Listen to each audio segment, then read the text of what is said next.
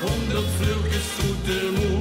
De kastenijn hou gerven, eerdere pils en een bon gehad. Want met die gaat het er vergene ook maar ene op de lat. Ik hou nog bonnen in de tas van gisteravond.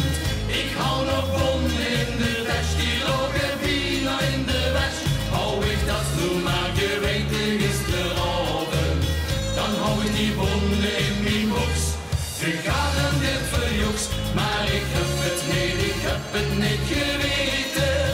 En dan lagen die bonnen in mijn tas, bijna in de was. Dat hou ik me dan mijn leven lang verweten. Ik hou nog bonnen in de tas. Ik snapte niet wie gauw mijn laatste wonder doorging. Maar dan vond je dus juist nog 12 honger in de voorring. En nu vandaag, ja nu snap ik wie dat komt. Want er zat er dus ook nog 20 dubbel in de zon.